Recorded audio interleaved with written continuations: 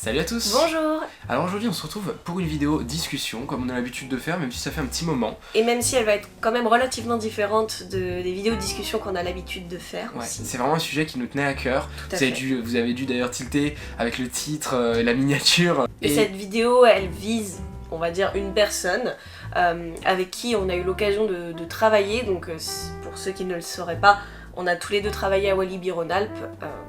Voilà, moi pendant plus de 2 ans et toi pendant une saison.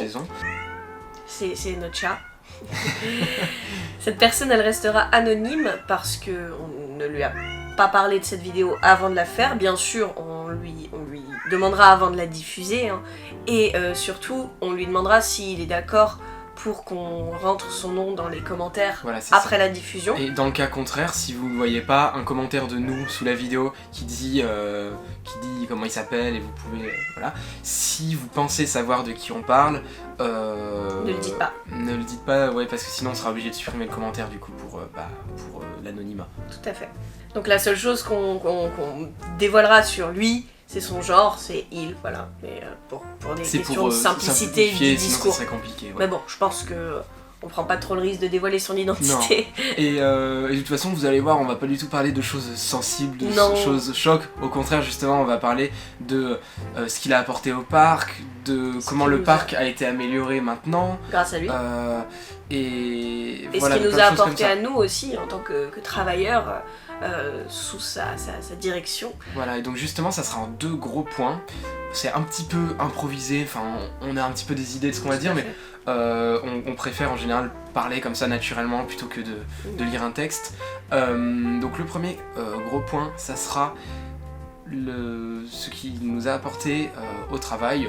On restera évidemment un petit peu vague parce que voilà, on peut pas trop parler en détail du travail à Walibi, mais voilà, on va pas rentrer dans les détails de l'entreprise, voilà. Tout à fait. Et le deuxième grand point sera ce qu'il a apporté à l'expérience visiteur. Donc voilà, on va parler de tout ce qu'il a apporté en termes d'expérience visiteur, de visite et tout ça. Et vu qu'on y va très très souvent, on y est allé plus d'une vingtaine de fois cette saison, voilà, on a bien remarqué ce qui a changé. Tout à fait. Alors pour commencer, par rapport à tout ce qu'il nous a apporté en tant que personne durant la période où on a pu travailler à ses côtés, moi j'ai envie de dire merci déjà parce que c'est une personne qui a fait preuve d'énormément de bienveillance vis-à-vis de moi, de Théo, mais aussi de tous les employés en fait. C'est quelqu'un de profondément humain qui sait écouter ses équipes, faire avec l'opinion et le ressenti de chacun et chacune. Et c'est vraiment des qualités qu'on retrouve très peu au sein d'un environnement professionnel, encore plus quand c'est des grosses équipes. On parle quand même de plus d'une centaine de personnes.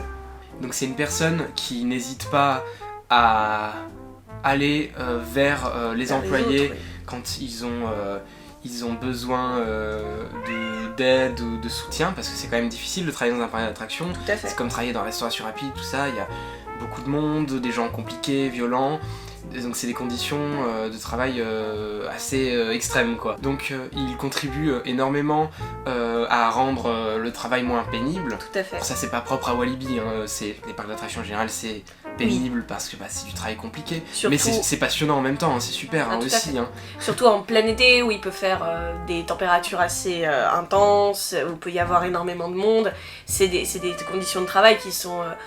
assez sportive quoi, j'ai envie de dire, et c'est sûr que ça peut s'avérer très très éprouvant, mais grâce à cette personne justement on a pu profiter de l'expérience et de l'enrichissement de cet environnement de travail sans trop que ça nous impacte négativement. Voilà, c'est ça, adapter les plannings, adapter plein de choses pour que le travail soit plus agréable. Et franchement, on a vraiment senti la différence. Tout à fait. Par rapport à avant quand même, parce qu'il faut dire que le parc a bien évolué dans sa gestion et c'est normal, hein, il grandit de plus en plus. Tout à fait.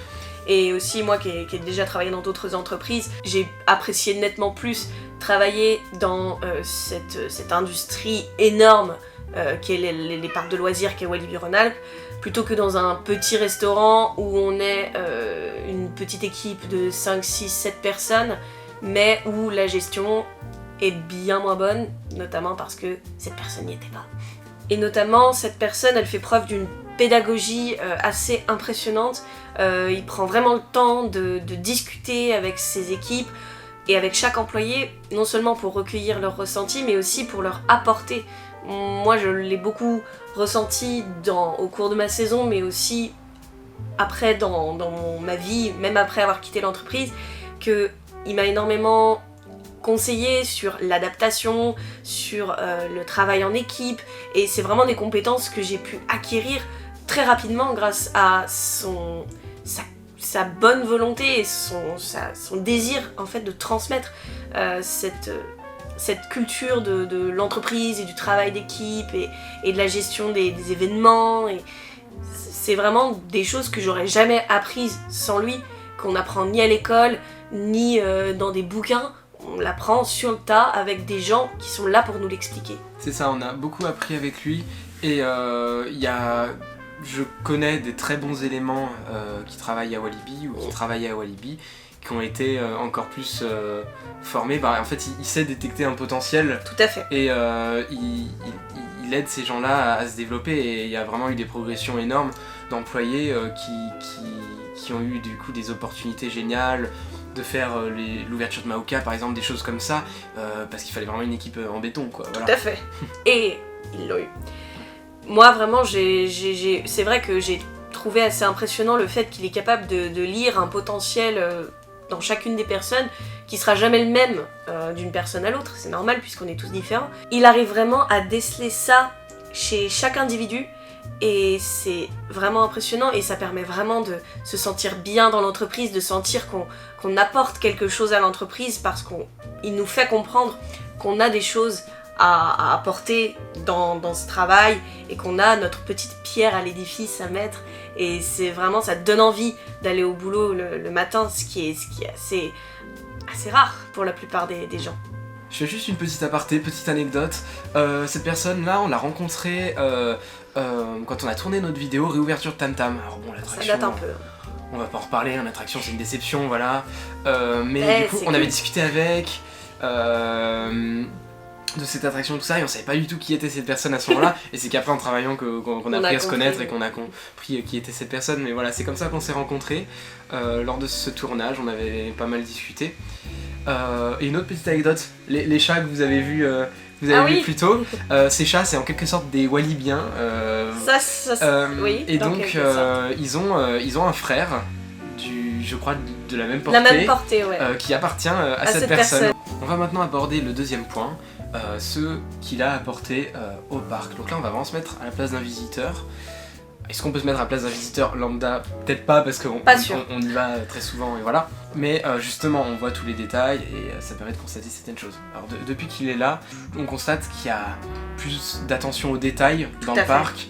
Des effets de fumée par-ci par-là, il y a plein de détails, d'entretien aussi, d'amélioration de certaines choses et en fait c'est plein de petits détails dans le parc qui font propre en fait. Absolument, oui. Ça rend l'expérience beaucoup plus agréable parce qu'en fait, notamment pour les visiteurs qui s'y rendent régulièrement, c'est vraiment dans les petits détails, dans les petites choses qui vont rendre le parc un tout petit peu plus vivant et qui va rendre l'immersion et l'expérience 1000 fois meilleure. C'est aussi quelqu'un qui a beaucoup travaillé sur Maoka. Tout à fait. Qui a pu ajouter sa pierre à l'édifice. Oh oui. Et quelle pierre?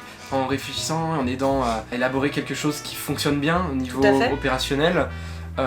C'est lui qui a eu l'idée de ce système de casier qui fait tant de bruit sur internet. Tout le monde, dès que quelqu'un parle de Maoka sur internet, dans une vidéo casiers. C'est les casiers ils sont trop marrants, tout ça. Parce que c'est une espèce de toboggan quoi. Voilà. Et c'est vrai que c'est tout con. C'est bien moins cher que des casiers automatiques qui s'ouvrent d'un côté puis de l'autre. Et ça marche super bien quoi. C'est ça. Et donc il y a beaucoup aussi d'améliorations qui ont été faites de plein de trucs. Il a pu aider à améliorer le débit des attractions. Est-ce que vous vous souvenez à l'inauguration, il y a eu plein de vidéos, il y a eu la soirée EDB, Coaster Tube, tout ça. Même Étienne EDB en a parlé dans sa vidéo, tout le monde en a parlé.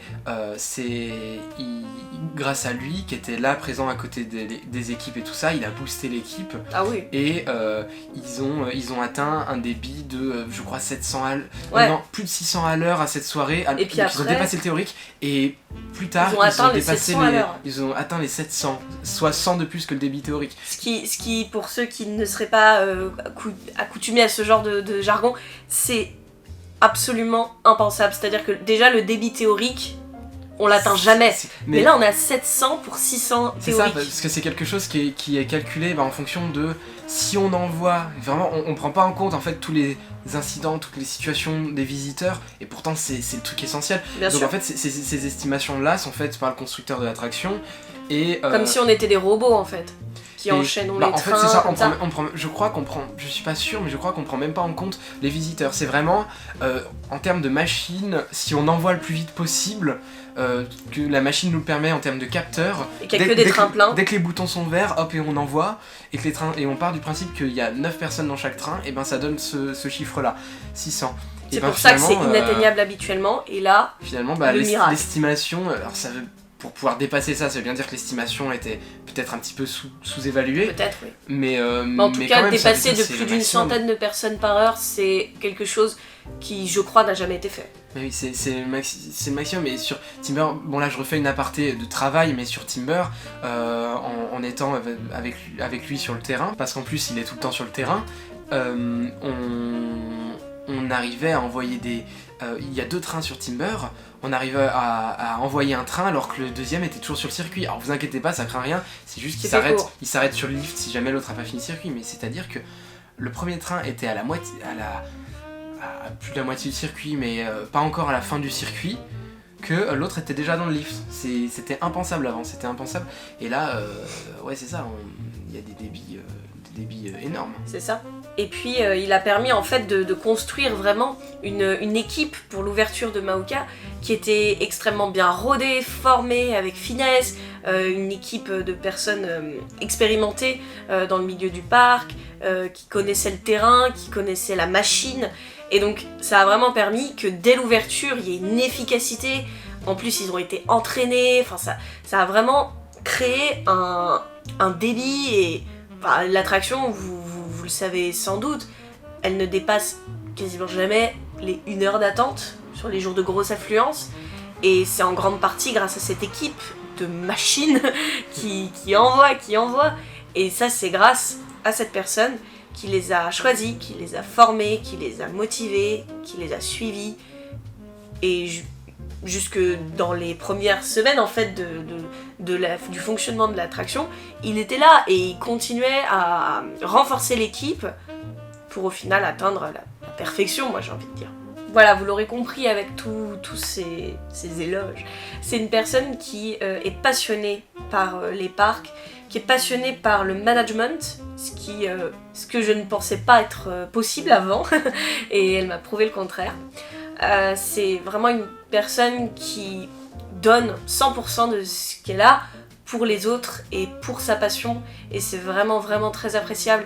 Et on fait cette vidéo parce que ces efforts et cette énergie qu'il met dans ce parc et qu'il a mis au service de notre expérience en tant qu'employé pendant qu'on travaillait là-bas, c'est quelque chose qui est assez peu reconnu et qui a besoin d'être remercié et qui a besoin d'être honoré, parce que c'est quelque chose qu'on voit pas spécialement si on fait pas attention en tant que visiteur ou en tant qu'employé, et pourtant c'est quelque chose qui lui coûte beaucoup et qui nous apporte énormément. Donc voilà, on le remercie et on vous invite à faire pareil.